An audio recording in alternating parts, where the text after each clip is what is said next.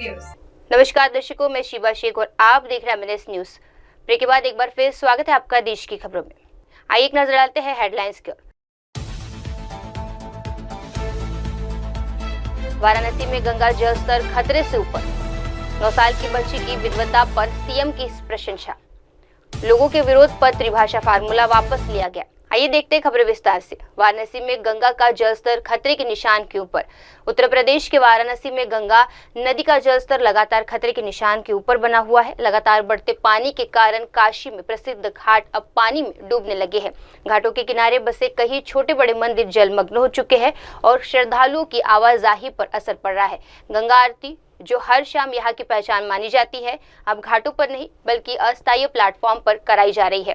स्थानीय निवासी बताते हैं कि गंगा का जलस्तर हर दिन एक कदम बढ़ रहा है। एक शख्स ने कहा, जलस्तर हर दिन एक कदम बढ़ रहा है। गंगा आरती देखने और नाव चलाने में दिक्कतें हो रही है। राजा हरिश्चंद्र घाट से मणिकंका घाट घूमी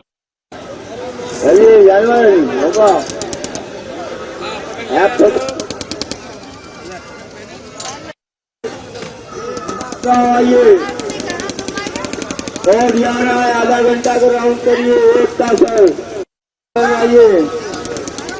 राजा हरिश्चंद्र घाट से मणिकंका घाट घूमिए, एक भाई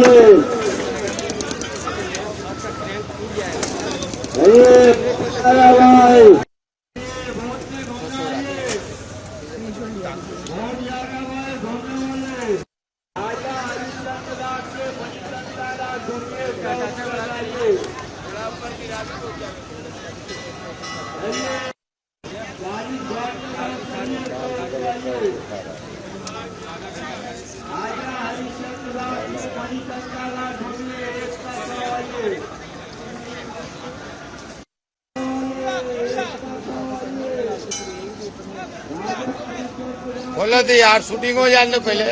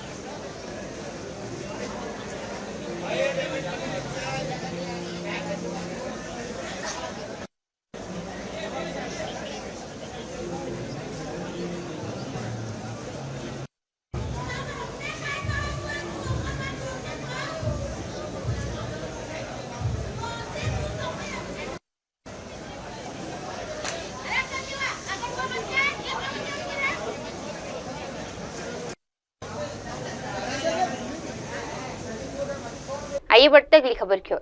9 साल की बच्ची की विधवता देख सीएम ने की सराहना। 9 साल की सौंदर्या पांडे ने सीएम से भेंट की और उन्हें शिव तांडव स्तोत्रम, महिषासुर महेंद्रिनी स्तोत्र और गोरखनाथ स्तुति का पाठ सुनाया। सौंदर्या बताती है कि उन्हें 2.5 साल की उम्र में ही शिव तांडव स्तोत्रम का अभ्यास शुरू कर दिया था। उन्होंने कहा, मैं यूपी के सीएम योगी आदित्यनाथ से मुलाकात की और उन्होंने मुझे जीवन में कड़ी मेहनत करने और प्रेरित किया है। बेटा अपना नाम बताइए। मेरा नाम सौंदर्या विश्वता पांडे है। कल आपने मुख्यमंत्री जी से मुलाकात की, कैसा लगा आपको? मैं जब मुख्यमंत्री जी से मुलाकात की तब उन्होंने मेरे सर पे हाथ रख के कहा, खूब आगे बढ़ो, बहुत अच्छा तुमने सुनाया, हमें अभी तुमको और पढ़ना है, हमारा आशीर्वाद हमेशा तुम्हारे साथ रहेगा। क्या सुनाया वो? क्या सुनाया? मैंने उनको शिव तांडव स्तोत्रम सुनाया, फंडामेंटलाइट सुनाया और महिषासुर मर्दिनी सुनाया और गोरखनाथ जी की स्तुति सुनाई। शिव तांडव कितनी देर में सुनाया आपने? मैंने शिव तांडव 3 मिनट में सुनाया। एक बार शिव तांडव आप सुनाइए।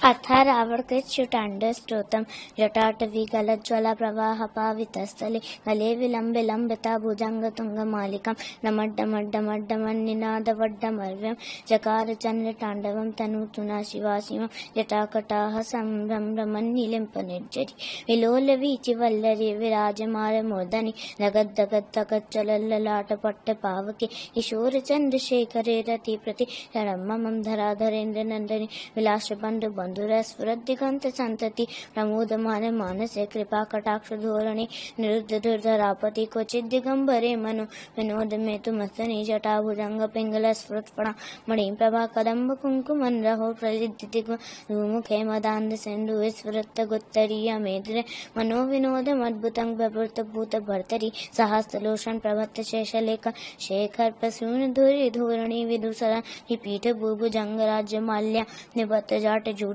का श्रिय चिराए जायता चकोर बंधु शेखर ललाट रत्तरिज्ज्वल धरंजय स्फुलिंगवा निपीत पंच सायताम नमन निलिम्पनायत श्रीरामयुं लेखया विराजमार शेखरा महाकपाले संपदे शिरो जटाल मस्तुना कराल भाल पट्टिका धगद धगद धगद ज्वला नरंजयाकृता प्रचंड पंच सायकाम धराधरेन्द्र नंदनी कुचाग्र चित्र पत्रिका प्रकल्प नैक शिल्पनि तिलोचरित रतिर्मम नवीन मेघ मंडली निरुद्ध धुर्धरा फुरत कुहू निशीथिनी कमा प्रबद्ध बद्ध कदरा निलिम्प निज धरस्व नुतुकृतीय सुंदरा कला निधानि बंधुरा सीएम जगत दुरंधुरा प्रफुल्ल नील पंकजा प्रपंच कालिम प्रभा वलंबि कंठ कंदली रुचि प्रभत्य कंदरम स्मरच्छिदम पुरच्छिदम भवच्छिदम मकच्छिदम गजाच्छिदानि कच्छिदम तमंत कच्छिदम भजे अखर्व सर्व मंगला कला कदम्ब मंजलि रस प्रवाह माधुरे विजंबणाम धुवितम स्मिरांतकम पुरांतकम भवांतकम मकांतकम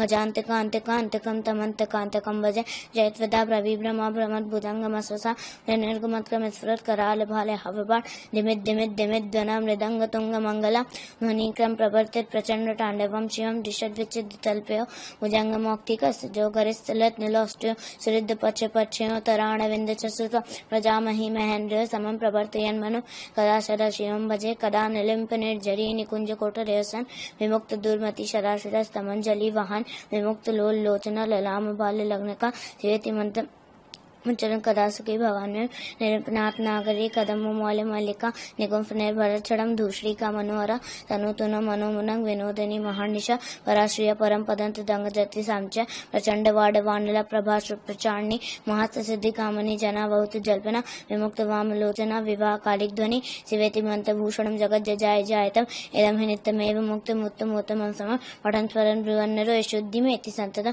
हरे गुरु भक्ति माश्रय अतिनान तागते विमोहनम हृदयनाम सुसंखरस्य चिंतन नमामि पार्वती पतिं नमामि जानवी पतिं नमामि भक्तवत्सलं नमामि भाललोचनं नमामि चंद्रशेखरं नमामि दुःखमोचनं तदीय पाद पंकजं स्मराम्यहं नटेश्वरं पूजावसान्ति समय 10 भक्त गीतं या शंभु पूजन परं पठिति प्रदोषे तस्यस्तरामृत गजेन्द्र तुरंगयुक्तां लक्ष्मी सदैव सुखिं प्रददाति शंभु इति श्रीरावण विरचितं शिवतांडव स्तोत्रम संपूर्ण हर हर महादेव।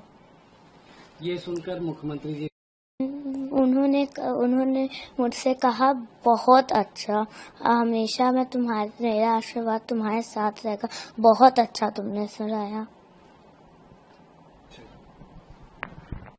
आप शिव तांडव की प्रैक्टिस कब से कर रहे थे? उसको पढ़ रहे थे, उसको याद कर रहे थे, कब से कर रहे थे? कितने छोटे थे तब मैं 2.5 years के पास, मतलब बहुत बचपन से कर रही थी।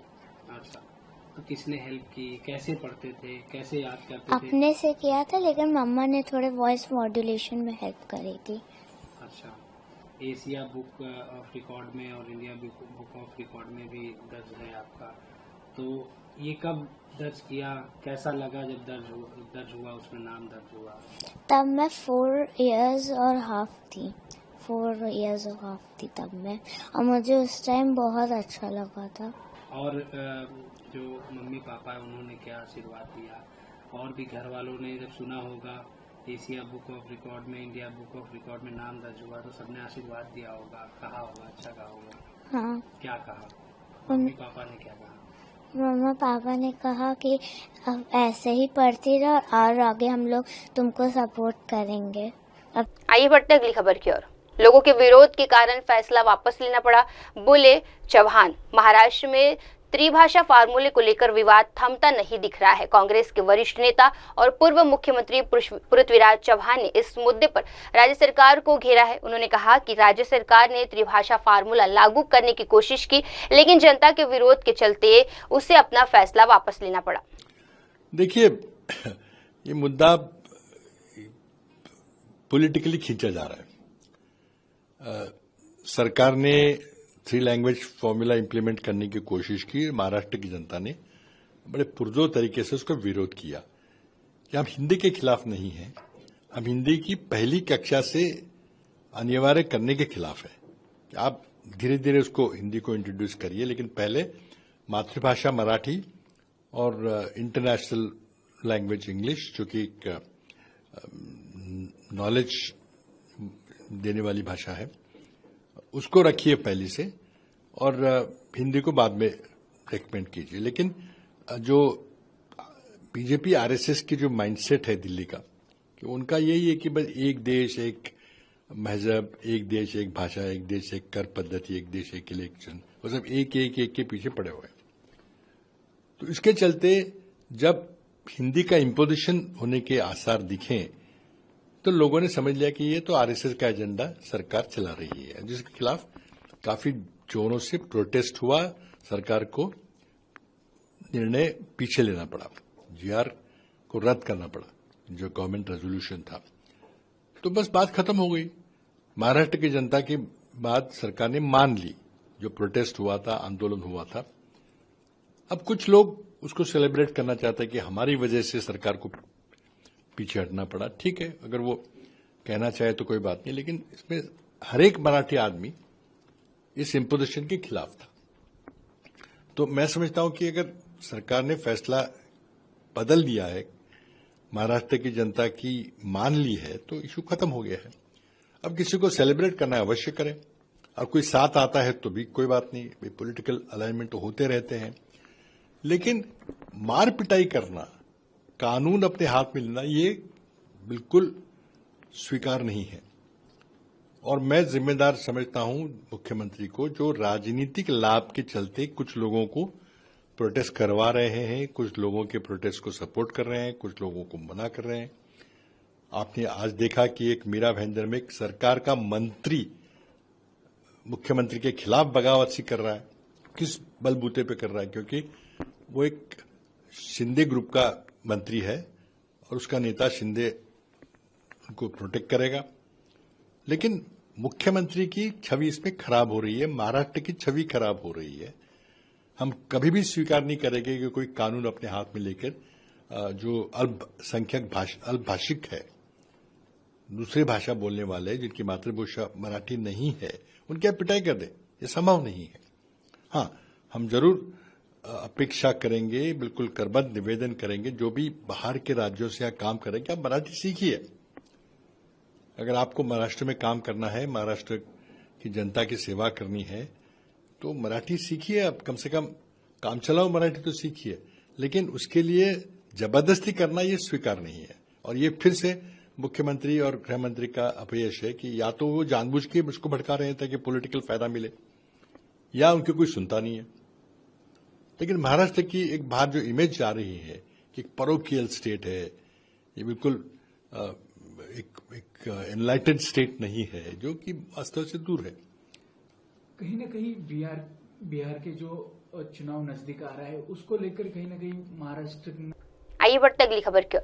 गोवा में अनुभूति सम्मेलन का आयोजन। गोवा की राजधानी पणजी में आज अनुभूति नामक राष्ट्रीय सम्मेलन का आयोजन किया गया। इस सम्मेलन का उद्देश्य था ग्रामीण क्षेत्रों में वित्तीय समावेश को बढ़ावा देना, ताकि ग्रामीण और वंचित वर्गों तक बैंकिंग, बीमा और डिजिटल सेवाएं पहुंच सके। मुख्य अतिथि के रूप में गोवा के मुख्यमंत्री डॉक्टर प्रमोद सावंत ने सम्मेलन को संबोधित किया।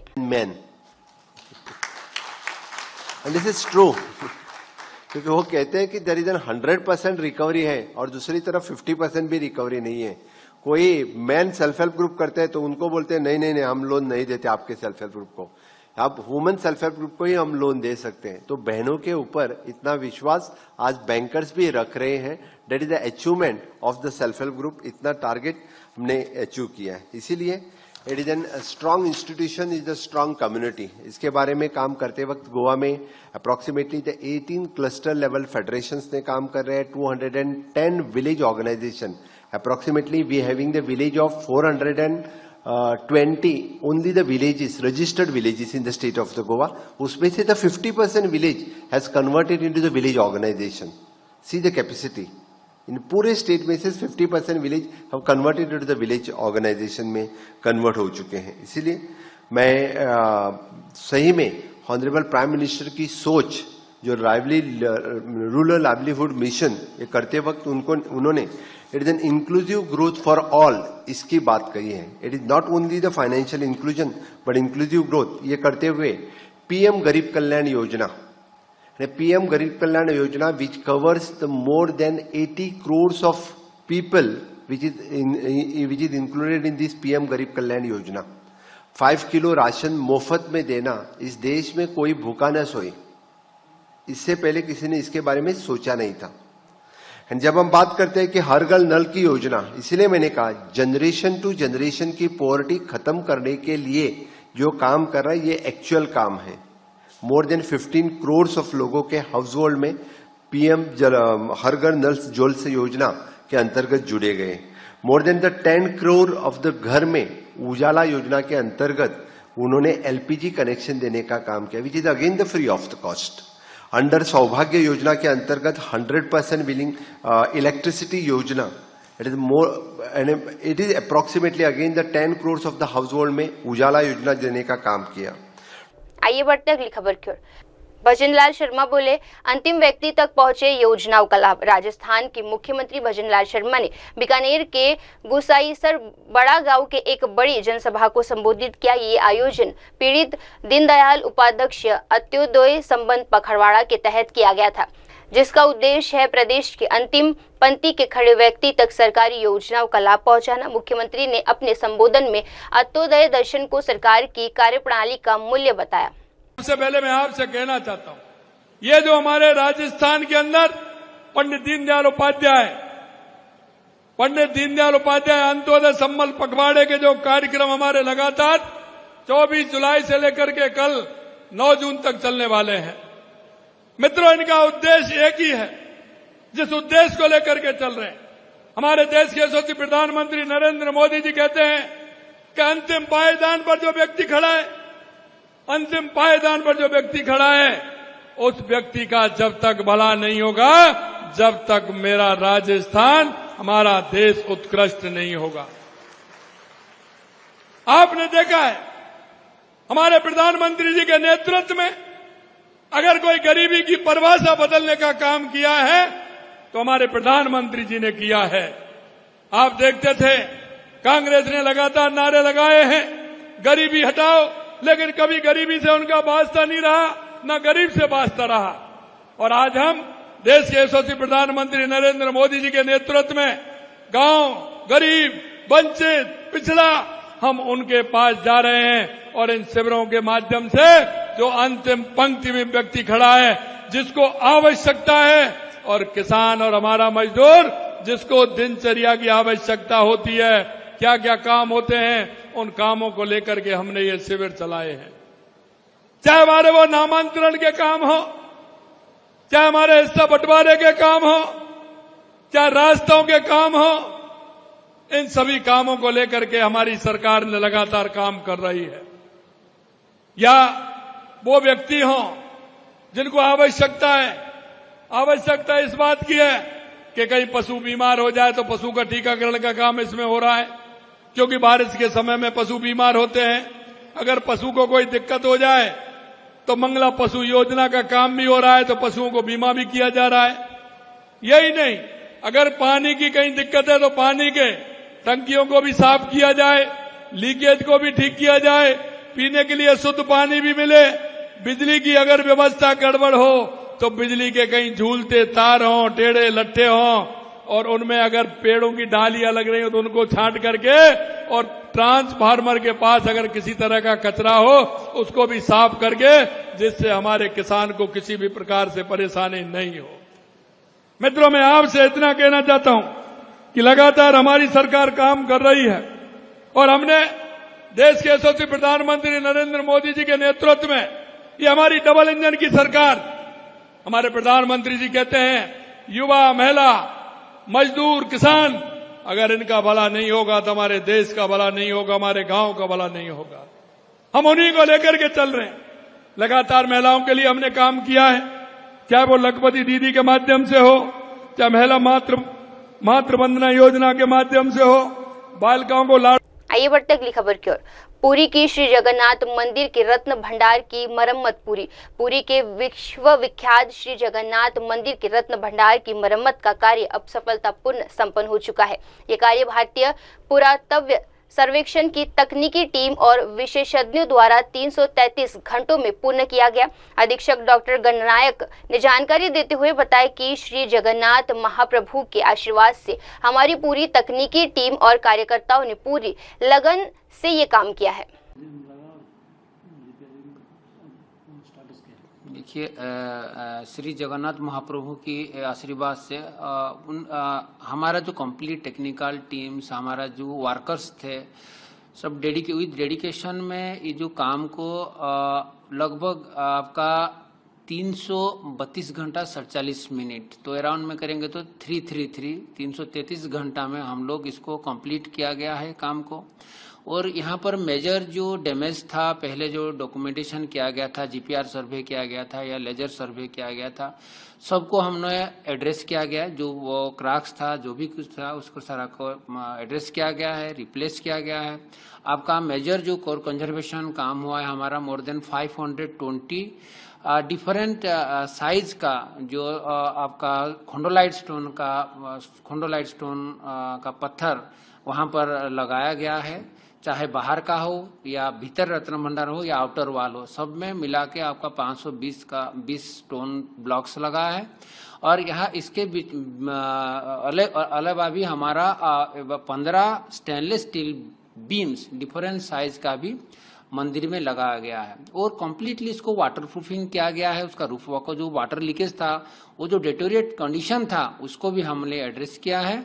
और अभी हमारा आशा है कि जो काम हुआ है बहुत अच्छा काम हुआ है। इसी काम के लिए विभिन्न गजपति महाराज और जो हमारा टेक्निकल जो कोर कंजर्वेशन कमेटी जो है, सब ने इसको अप्रिशिएट किया है और सबका बहुत अच्छा काम हुआ है। तो इसमें कोई गुंजाइश नहीं कि कोई खतरा और कुछ और गुंजाइश नहीं है। अभी ये बहुत ठीक है और सही मायने में जो स्ट्रक्चरल कंजर्वेशन हुआ है, अच्छी तरह से उसको एड्रेस किया गया है। तो ये लॉन्ग लास्टिंग देखिए, लास्टिंग का जो टाइम पीरियड है कि देखिए पत्थर कितने साल जाएगा यार, एक लोहे का बीम कितने साल जाएगा, वो बोलना बहुत डिफिकल्ट है। बट जो काम हुआ है डेफिनेटली ये सालों साल जाएगा, उसमें कोई गुंजाइश नहीं है। क्योंकि जो उसका मेजर थ्रेड्स होता है वाटर लीकेज, अब ये वाटर लीकेज को टाइटनिंग कर दिया गया है कि कोई वाटर लीकेज का भी है नहीं है। तो इसीलिए जब पानी नहीं होगा तो कोई खतरा नहीं होगा। और बिसाइड्स इसके बाद भी जो भी हमारा भी हम लोगों ने भी जो फ्लोरिंग था जो एकदम बहुत खराब हालत में था, उसको भी रिप्लेस करके ब्लैक ग्रेनाइट का भी जो था कि सबका जो कमिटी का डिसाइड था उसी को यूज किया गया है। और इसका जो भी काम हुआ है, हमारा जो आर्किटेक्चरल जो था कि जो कला और स्थापत्य था उसी को रिटेन करके ही किया गया है, उसको एड्रेस किया गया है। जो स्टोन का रेस्टोरेशन किया जाए उसको भी रेस्टोरेशन किया गया है। कुछ स्टेनलेस जो बीम सेरोट आयरन बीम था, जो लोहे की जो लगा है जो पिलर, उसी को भी हमने सुरक्षित करके रखा गया है और ट्रीटमेंट भी दिया गया है। तो सारा साइंटिफिक प्रिजर्वेशन भी हुआ है, ट्रीटमेंट भी हुआ है वॉल को। तो सारा तरीका वैज्ञानिक पद्धति में किया गया है। जो स्ट्रक्चरल को मध्य एड्रेस किया गया है वो इसी के हिसाब से ये अभी सुरक्षित है और आगे के दिन में इसका कोई विपत्ति इसके ऊपर नहीं है। Thank you. जय जगत। आगे बढ़ते अगली खबर की ओर। जसप्रीत सिंह और राम रतन की जवाबी फायरिंग में मौत। पंजाब के अबोहर में व्यापारी संजय वर्मा की गोली मारकर हत्या के बाद पुलिस ने 2 आरोपियों को जसप्रीत सिंह और राम रतन को गिरफ्तार कर लिया था, लेकिन जब पुलिस की टीमें घटना में इस्तेमाल किए गए हथियारों की बरामदगी के लिए आरोपियों को लेकर मौके पर पहुंची तो स्थिति अचानक बिगड़ गई। डीआईजी हरमनबीर सिंह गिल के अनुसार जैसे ही पुलिस की टीमें हथियार बरामद करने पहुंची, आरोपियों के अन्य साथियों ने पुलिस पर गोलीबारी शुरू कर दी।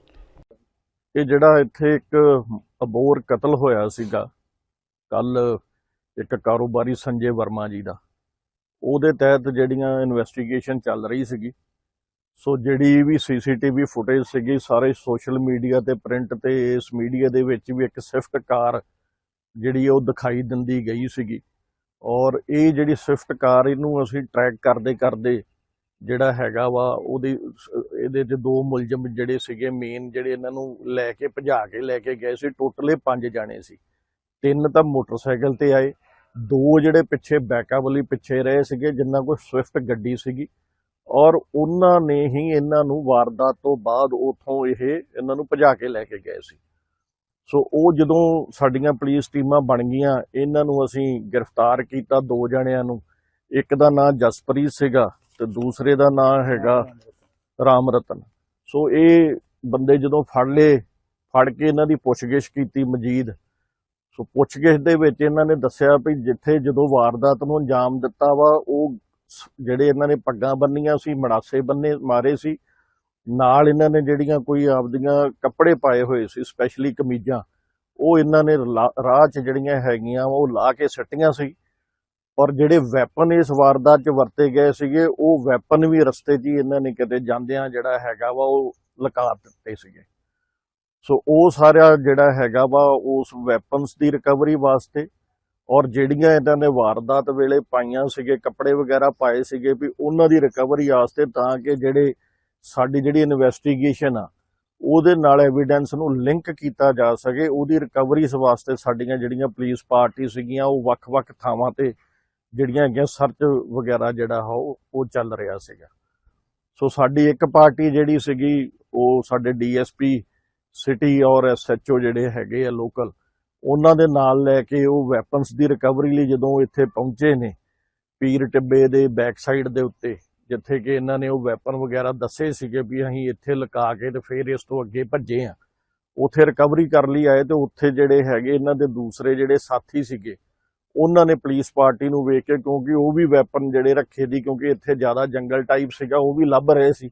ਔਰ ਜਦੋਂ ਉਹਨਾਂ ਪੁਲਿਸ ਪਾਰਟੀ ਨੂੰ ਆਉਂਦੇ ਵੇਖਿਆ ਉਹਨਾਂ ਨੇ ਫਾਇਰਿੰਗ ਕੀਤੀ। ਔਰ ਉਸ ਫਾਇਰਿੰਗ ਦੇ ਵਿੱਚ ਜਿਹੜਾ ਹੈਗਾ ਵਾ ਸੈਲਫ ਡਿਫੈਂਸ ਦੇ ਵਿੱਚ ਜਦੋਂ ਪੁਲਿਸ ਨੇ ਰਿਟੈਲੀਏਟ ਕੀਤਾ ਉਹਦੇ ਵਿੱਚ ਕ੍ਰਾਸ ਫਾਇਰਿੰਗ ਦੇ ਵਿੱਚ ਜਿਹੜੇ ਇਹ ਦੋਵੇਂ ਜਣੇ ਆ ਜਸਪ੍ਰੀਤ ਤੇ ਦੂਸਰਾ ਇਹ ਜਿਹੜੇ ਹੈਗੇ ਮਾਰੇ ਗਏ। ਮੌਕੇ ਤੋਂ ਇੱਕ 30 ਬੋਰ ਦਾ ਪਿਸਟਲ ਹੋਰ ਜਿਹੜੇ ਹੈਗੇ ਆ ਜਿਹੜੇ ਖਾਲੀ ਖੋਲ ਆ ਉਹ ਰਿਕਵਰ ਹੋਏ ਆ। ਔਰ ਇਸ ਸੰਬੰਧ ਦੇ ਵਿੱਚ ਜਿਹੜਾ ਪਰਚਾ 302 ਦੇ ਵਿੱਚ ਮਰਡਰ ਦਾ ਪਰਚਾ ਜਿਹੜਾ ਦਰਜ ਕਰਕੇ ਔਰ 2554 ਆਰਮਸ ਐਕਟ ਉਹਦੇ 'ਚ ਪਰਚਾ ਦਰਜ ਕਰਕੇ ਉਹਦੀ ਸੈਪਰੇਟ ਜਿਹੜੀ ਹੈਗੀ ਇਨਵੈਸਟੀਗੇਸ਼ਨ ਕੀਤੀ ਜਾਊਗੀ। ਔਰ ਜਿਹੜੇ ਸਾਡਾ ਇੱਕ ਮੁਲਾਜ਼ਮ ਆ ਸੀਨੀਅਰ ਕਾਂਸਟੇਬਲ ਜਿਹੜਾ ਪੋਸਟਡ ਸੀਗਾ ਇੱਥੇ ਅਬੋਹਰ ਦੇ ਵਿੱਚ, ਉਹਦੇ ਵੀ ਇੱਕ ਜਿਹੜਾ ਹੈਗੀ ਆ ਗੋਲੀ ਲੱਗੀ ਆ ਇਸ ਇਨਕਾਊਂਟਰ ਦੌਰਾਨ ਔਰ ਉਹ ਵੀ ਇੰਜਰਡ ਹੋਇਆ। ਉਹਨੂੰ ਅਸੀਂ ਜਿਹੜਾ ਹੈਗਾ ਟ੍ਰੀਟਮੈਂਟ ਵਾਸਤੇ ਸਿਵਲ ਹਸਪੀਟਲ ਜਿਹੜਾ ਉਹਨੂੰ ਦਾਖਲ ਕਰਵਾਇਆ ਗਿਆ। ਫਰਦਰ ਜਿਹੜੀ ਇਨਵੈਸਟੀਗੇਸ਼ਨ ਇਹਦੇ ਤੇ ਚੱਲ ਰਹੀ ਆ। ਔਰ ਬਾਕੀ ਦੇ ਵੀ ਜਿਹੜੇ ਇਸ ਕਤਲ ਦੇ ਵਿੱਚ ਜਿਹੜੇ ਬਾਕੀ ਦੇ ਵੀ ਮੁਲਜ਼ਮ ਨੇ ਉਹਨਾਂ ਨੂੰ ਅਸੀਂ ਜਲਦ ਜਿਹੜਾ ਹੈਗਾ ਵਾ ਗ੍ਰਿਫਤਾਰ ਕਰ ਲਾਂਗੇ। ਇਹਦੇ 'ਚ ਬਹੁਤ ਵੱਡੀਆਂ ਤੇ ਚੰਗੀਆਂ ਲੀਡਸ ਜਿਹੜੀਆਂ ਹੈਗੀਆਂ ਵਾ ਉਹ ਫਾਜ਼ਿਲਕਾ ਪੁਲਿਸ ਨੂੰ under the leadership of Gurmeet Singh SSP Fazilka ਜਿਹੜਾ ਹੈਗਾ ਚੰਗੀਆਂ ਲੀਡਸ ਇਹਨਾਂ ਨੂੰ ਮਿਲ ਚੁੱਕੀਆਂ ਔਰ ਉਹ ਜਲਦ ਜਿਹੜੇ ਹੈਗੇ ਆ ਬਾਕੀ ਦੇ ਜਿਹੜੇ ਰਹਿੰਦੇ ਸ਼ੂਟਰ ਆ ਪਲੱਸ ਜਿਹੜੇ ਵੀ ਇਹਦੇ ਪਿੱਛੇ मास्टरमाइंड ਸੀਗੇ ਉਹਨਾਂ ਨੂੰ ਅਸੀਂ जल्द ਜਿਹੜਾ ਉਹਨਾਂ ਨੂੰ दबोच लांगे। आइए बढ़ते अगली खबर की ओर। मंडी में आपदा से तबाही, 1000 से ज्यादा घर क्षतिग्रस्त। हिमाचल प्रदेश के मंडी जिले में प्राकृतिक आपदा के कारण जान मान का भारी नुकसान हुआ है। प्रदेश भाजपा अध्यक्ष डॉक्टर राजीव बिंदल ने शिमला में मीडिया से बातचीत करते हुए कहा कि मंडी जिले में जो भयावह स्थिति हुई है, भगवान न करे ऐसा कहीं और हो। बिंदल ने बताया कि मंडी के करसोल, नाचंग और धर्मपुर क्षेत्र में हालत बेहद खराब है। वहीं सिराज विधानसभा क्षेत्र को उन्हें 100% प्रभावित बताया। अब तक की जानकारी के मुताबिक लगभग 1000 घर पूरी तरह क्षतिग्रस्त हो चुके हैं। 58 लोग लापता है और 20 लोगों के शव बरामद किए जा चुके हैं। मंडी जिला में 30 तारीख 1 तारीख की मध्य रात्रि में जो भयावह मंजर हुआ, भगवान ना करे कभी कहीं पर हो। मंडी जिला के करसोग में, नाचन में, धर्मपुर में अनेक पंचायतों के समूह ऐसे हैं जहां पर जान माल की भारी हानि हुई है और सराज विधानसभा क्षेत्र ऐसा है जो 100% प्रभावित हुआ है। हम ये कह सकते हैं कि लगभग 1000 मकान पूरी तरह और पार्शली डैमेज हुए हैं और 48 मनुष्य लापता हैं, जिसमें से 20 डेड बॉडीज अभी तक रिकवर हुई हैं। 28 डेड बॉडीज रिकवर करना शेष है। लोगों की जमीन और मकान सारे साथ ही बह गए हैं, जिसका नामो निशान नहीं बचा है। हम बगस्याड़ की बात करें, हम थुनाग की बात करें, हम जंजैली की बात करें, हम लंबा थाज की बात करें, हम और नाचन विधानसभा क्षेत्र की बात करें, तो इतनी तबाही है कि अकेले थुनाग में और 30-30 फुट मलबा वो इकट्ठा हुआ है। 5-5 मंजिले मकान, उनका कहीं नामो निशान नहीं, दिखाई नहीं दे रहे हैं, कहाँ चले गए। ऐसी त्रासदी में जब सैकड़ों बगीचे बह गए, लहलहाती फसलें खत्म हो गई, हजारों पशु बह गए, आज सड़न आ रही है, दुर्गंध आ रही है, तो मिट्टी के नीचे कितने पशु होंगे, इंसान होंगे। तो ऐसी जो भयावह स्थिति है, ऐसे में बहुत संवेदनाएं हैं। भारतीय जनता पार्टी जहां परिवारों के साथ खड़ी है, उनके दुख के साथ खड़ी है, वहीं पूरा हिमाचल प्रदेश उसको हमने मोबिलाइज किया है। राशन के रूप में, बर्तन के रूप में, कंबल और गद्दों के रूप में, और जैसी जैसी आवश्यकता वहां से आती रहेगी उसको लेके हम आगे बढ़ेंगे। हमारी पार्टी के नेता पूर्व मुख्यमंत्री जयराम ठाकुर जी, वो लगातार प्रवास पर चले हैं, पैदल चल रहे हैं। मैं भी उनके साथ 1.5 दिन तक निरंतर चला और जो त्रासदी देखी है वो भयावह है। इसी तरह विनोद कुमार जी हमारे MLA, इसी तरह दीपराज जी हमारे MLA, इसी तरह से रजत ठाकुर जी, हमारी टीमें जगह जगह जा रही हैं। हमारी एक टीम भारद्वाज जी के नेतृत्व में और अपने बिट्टू वर्मा जी के साथ करसोग गई थी, एक टीम हमारी नाचन गई थी।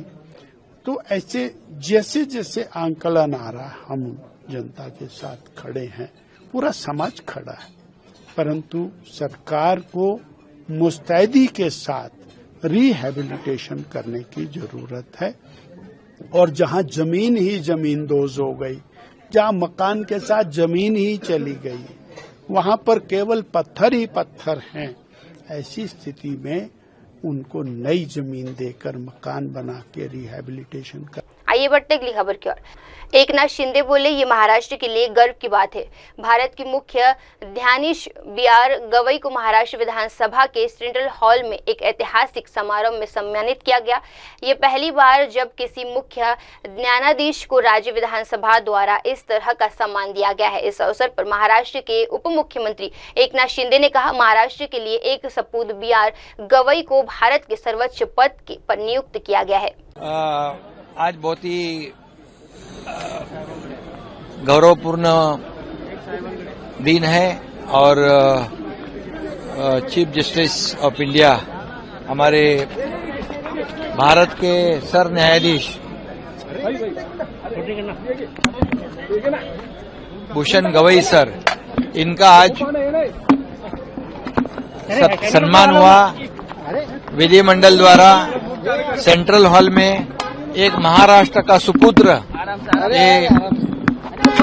जिसने महाराष्ट्र के माटी में जिसका जन्म हुआ और महाराष्ट्र से माटी से जुड़ा हुआ एक व्यक्ति जो हमारे भूषण गवई सर, इनका भारत के सर्वोच्च पद जो सर न्यायाधीश पद पर वो विराजमान हो गए, इसका हमें बहुत ही आनंद है, बहुत ही खुशी है, हमें बहुत ही फक्र है। और इसलिए विधिमंडल द्वारा विधिमंडल के इतिहास में पहली बार सेंट्रल हॉल में आज उनका सम्मान हुआ है सुप्रीम कोर्ट के चीफ जस्टिस के रूप में। ये हमारे लिए बहुत ही गौरव की बात है। एक बहुत ही नेक और जो मैं कहूंगा कि इतने बड़े पोस्ट पर रहते हुए भी ये जमीन से जुड़ा हुआ व्यक्तिमत्व है। इसका हमें बहुत ही हमारे सभी लोगों को, महाराष्ट्र की 13 करोड़ जनता को बहुत ही मान सम्मान भी है, गौरव भी है। और आज उनका सम्मान हमारे विधिमंडल द्वारा हुआ है, ये हमारे लिए सौभाग्य की बात है। और निश्चित रूप से उन्होंने कई ऐसे जजमेंट दिए जो लोक हित के, जनता के हित के जजमेंट दिए, और इसीलिए ये उनकी जो आगे का उनका जो काम रहेगा, इस देश को न्याय पद्धति और जस्टिस देने का काम रहेगा। और इसलिए वो महाराष्ट्र से जाते हैं, ये हमारे लिए बहुत एक मराठी माटी से जुड़ा हुआ व्यक्तिमत्व आज देश के सबसे बड़े सर्वोच्च पद पर विराजमान है। इसकी हमें खुशी है, बहुत बड़ी खुशी।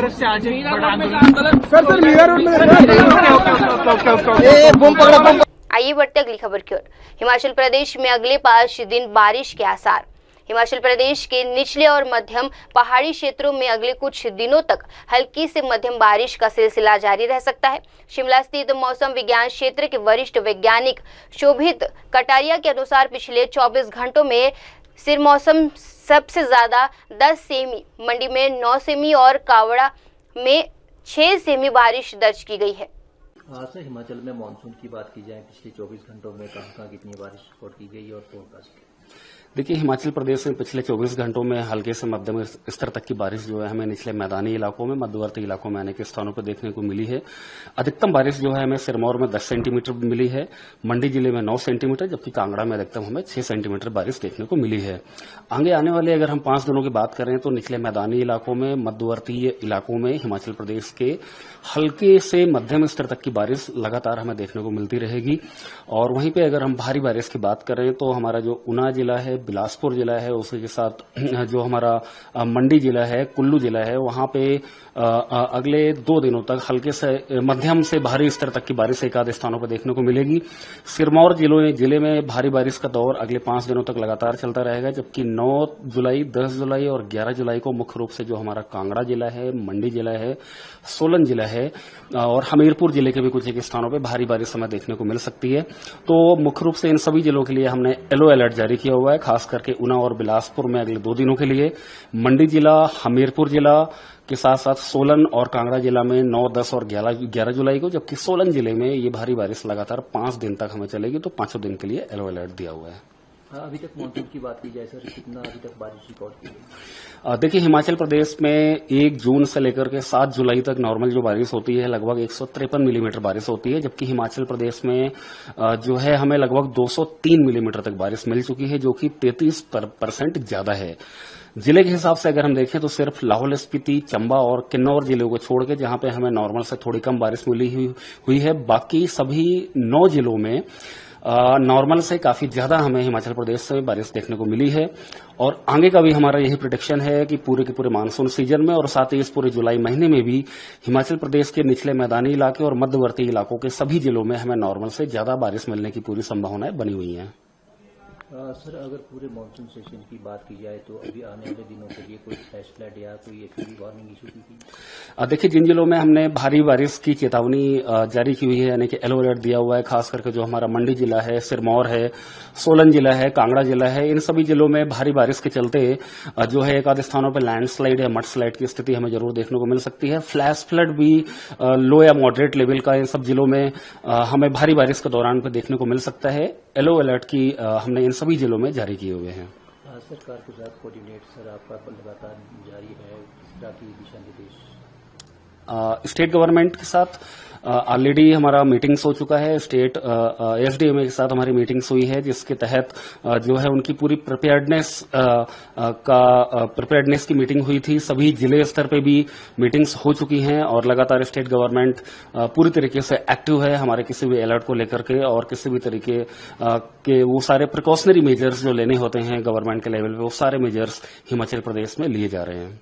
सर, अपनी तरफ से जैसे बाहर से पर्यटक आते हैं या फिर दूसरे लोग नदी नालों के पास ना जाएं, कोई ऐसी भी आपने कोई चेतावनी? जी बिल्कुल। देखिए, सबसे पहले तो जो हमारे बाहर के पर्यटक हैं उनके साथ साथ जो हमारे लोकल के भी पब्लिक है, उन सभी के लिए ये एडवाइजरी है, खास करके भारी बारिश के टाइम पे या बारिश के बाद भी नदी नालों से या जितनी भी वाटर बॉडीज हैं उनसे उन्हें दूर रहना चाहिए। और जिन भी वनरेबल स्ट्रक्चर्स हैं या वनरेबल लोकेशंस हैं इन सब जिलों में, वहां पर लैंडस्लाइड या मडस्लाइड की स्थिति होने की वजह से उनसे भी उनको दूर रहना चाहिए।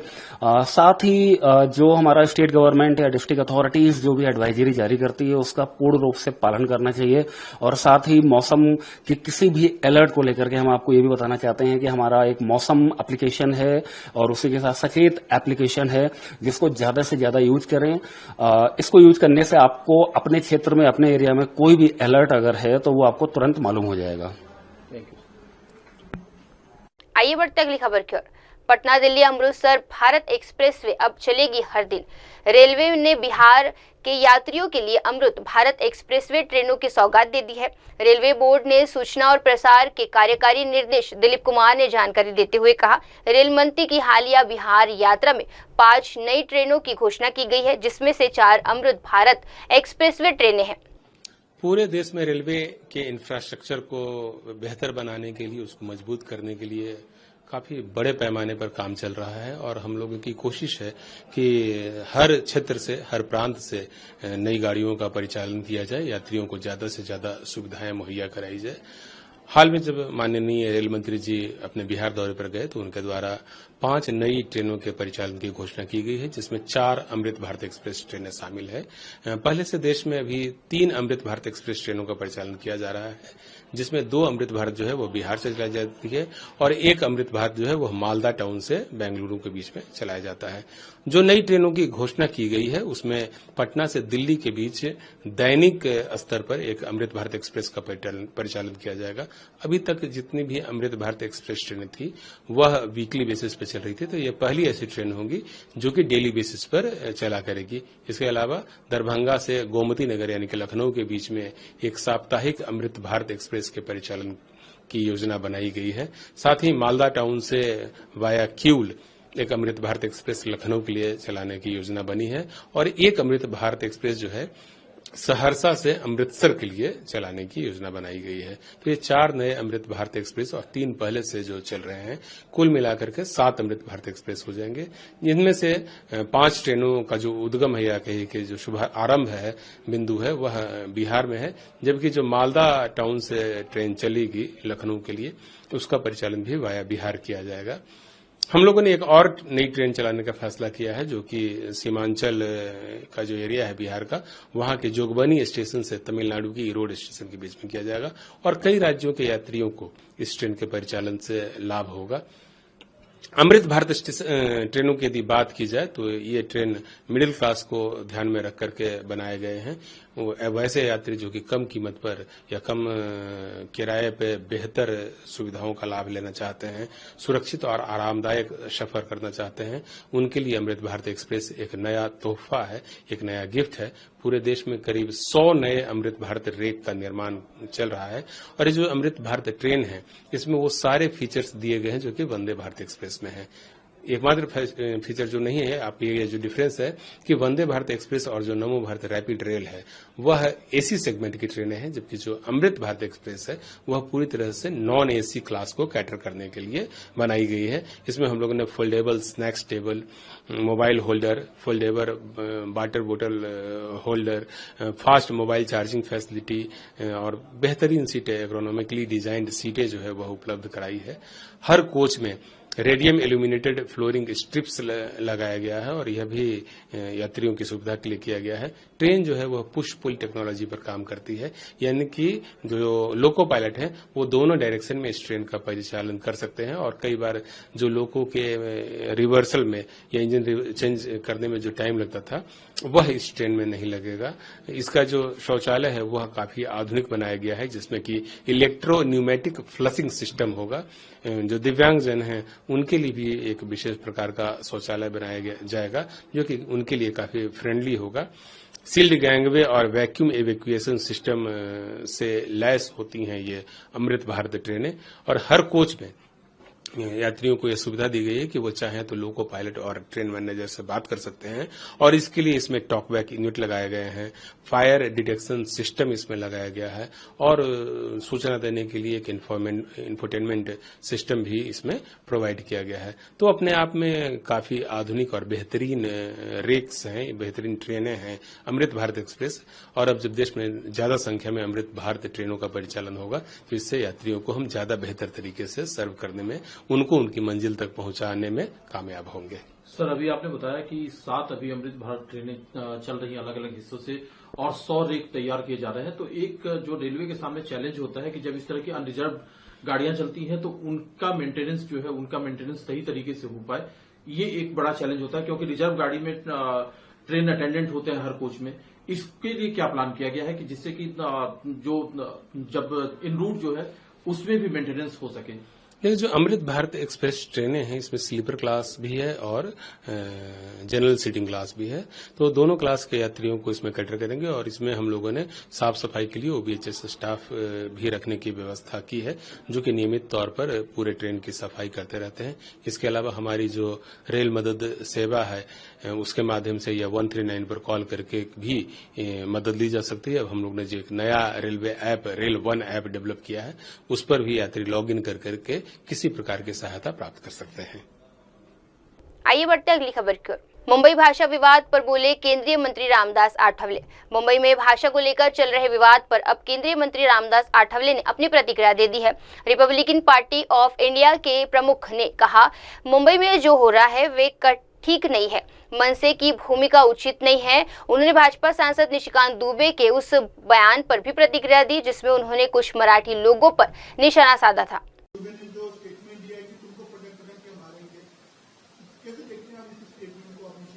मुझे लगता है कि निशिकांत दुबे भारतीय जनता पार्टी के सीनियर नेता भी है, member of parliament 3-4 bar member of parliament रहे हैं और वो बीजेपी के अत्यंत सीनियर नेता भी है।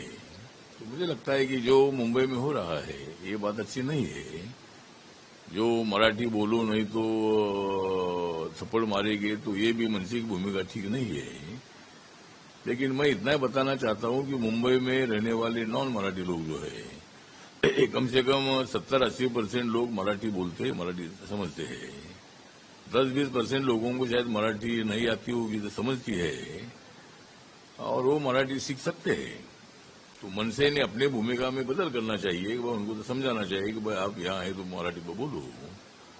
जैसे बिहार में भी कुछ न्यूज आई है कि भाई वहाँ एक मराठी आदमी जो है तो उनको बोला कि मैं भोजपुर में बोलो, और वो हिंदी बोल सकता है लेकिन मैं भोजपुर नहीं बोल सकता है, तो उनको भी वहां मारा है। तो मुझे लगता है कि मनसे की भूमिका से ऑल इंडिया में रहने वाले जो मराठी लोग हैं इनकी जिंदगी धोखे में आई है। दिल्ली में कम से कम 4 लाख से ज्यादा मराठी लोग रहते हैं। हर राज्य में मैं जाता हूं तो वहां मुझे मराठी लोग मिलते हैं। और विशेषकर ये बताना चाहता हूं कि अंडमान निकोबार में भी महाराष्ट्र भवन है, तो वहां भी मराठी लोगों की संख्या है। तो यहाँ अगर इसी तरह की भूमिका ली जाएगी तो देश भर में रहने वाले मराठी लोगों की जिंदगी को खतरा पैदा हो सकता है, तो उसका प्रोटेक्शन कौन करेगी? तो इसलिए, लेकिन जिस तरह निशिकांत दुबे जी ने स्टेटमेंट दिया, ये स्टेटमेंट से सम्मत नहीं है, लेकिन उन्होंने सारे मराठी लोगों के लिए तो नहीं बोला है। जो लोग दादागिरी कर रहे हैं, जो लोग गुंडागर्दी कर रहे हैं, और मराठी बोलो वरना फिर हम तुम थप्पड़ मारेंगे, तो ऐसे लोगों को उन्होंने बोला है। उनका पटक पटक और मारेंगे मतलब हर मराठी आदमी को मारने का विषय नहीं है, दादागिरी करने वालों को मारेगा ऐसा उन्होंने बोला है। तो भी मुझे लगता है ये कोई बीजेपी का अधिकृत स्टेटमेंट नहीं है, ये व्यक्तिगत उनकी राय है, उन्होंने अपनी भूमिका रखी है। और हम मतलब लेकिन उन्होंने दादागिरी करने वालों को ही मतलब ये इस का उत्तर दे दिया है। मराठी विवाद के बीच राज ठाकरे ने अपने कार्यकर्ताओं से कहा है कि मीडिया से बात ना करें, मीडिया को इंटरव्यू ना दे, मीडिया से बात ना करें। राज ठाकरे ने अपने कार्यकर्ताओं को कहा मीडिया से बात ना करें, कैसे देखते हैं? नहीं, मीडिया से बात नहीं करो मतलब उन्होंने शायद बोला है कि अपने भाषण में बोला था कि अभी वीडियो निकाल कर थप्पड़ मारते थे, और ये भी थप्पड़ कोई हर आदमी को मारा ऐसा भी नहीं है। 1-2 लोगों को शायद थप्पड़ मारने का कुछ इनका प्रोग्राम हुआ था, लेकिन बाद में राज ठाकरे ने बोला था कि अभी वीडियो मत निकालो, तो डायरेक्ट मतलब उनको अगर वो कुछ दादागिरी करते हैं तो उनको थप्पड़ मारो। लेकिन मुझे लगता है कि राज ठाकरे ने अपनी भूमिका में बदल करने की आवश्यकता है।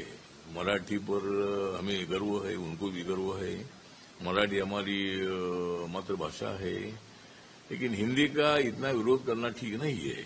जिस तरह तमिलनाडु में अगर हिंदी का विरोध होता है, फिर महाराष्ट्र में हिंदी का विरोध कभी नहीं हुआ है, हिंदी अपनी राष्ट्रभाषा है। तो इसी तरह का विरोध करना, गुंडागर्दी करना, इसको रोकना चाहिए, और पुलिस प्रशासन ने मतलब इसमें ध्यान देने की आवश्यकता है।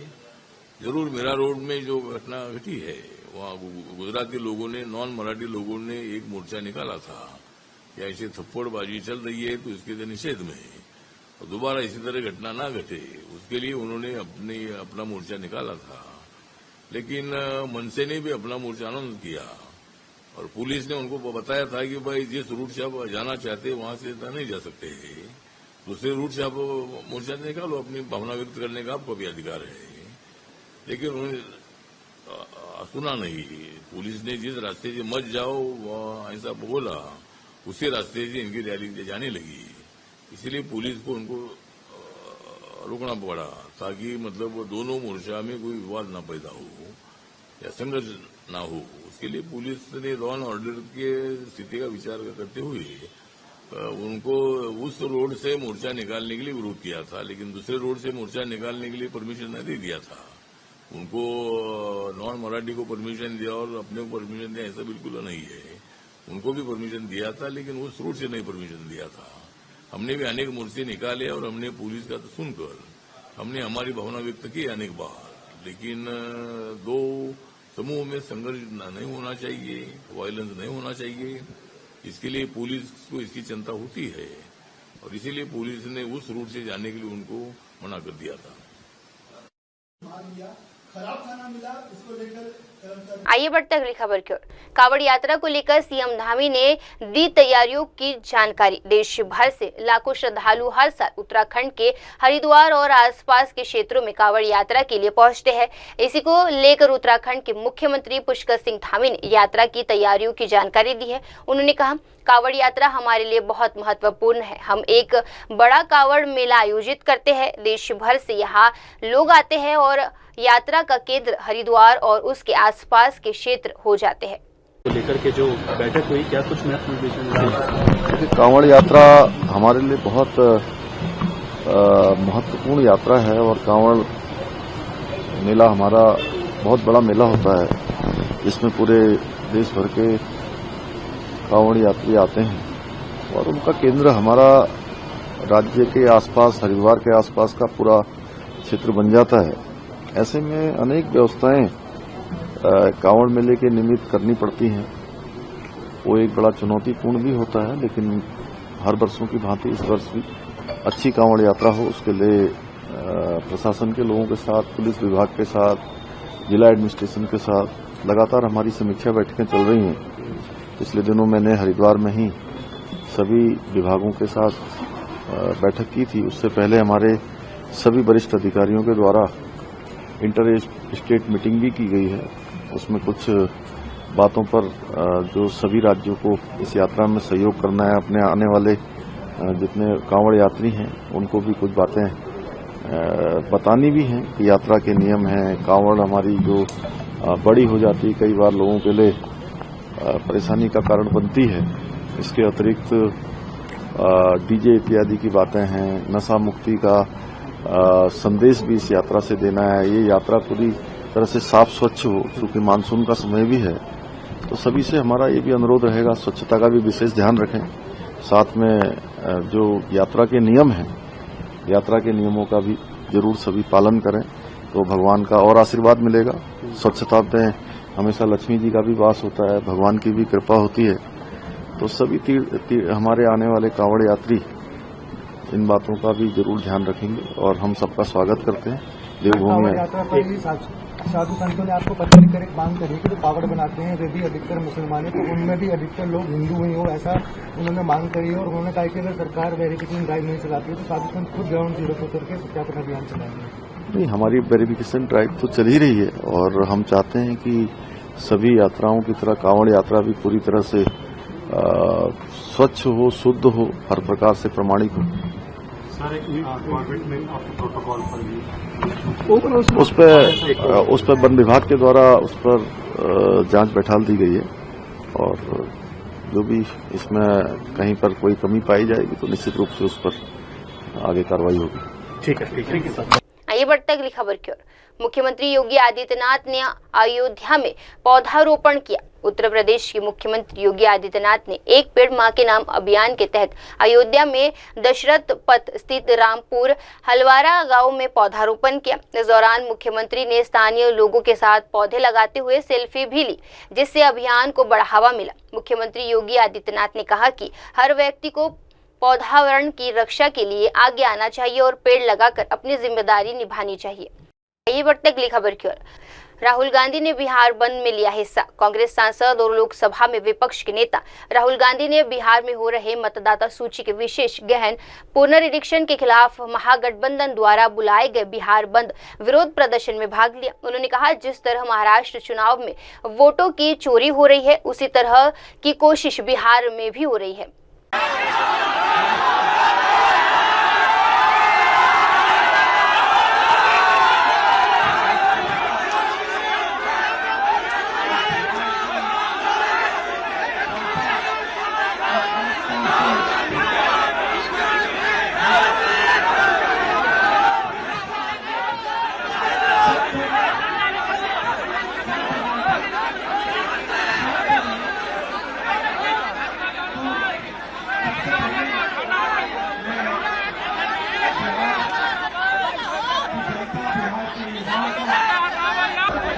स्वागत करता हूं इंडिया गठबंधन के जो सीनियर नेता हैं, तेजस्वी जी हैं, बाकी पार्टियों के जो नेता हैं, उनका भी मैं यहां स्वागत करता हूं।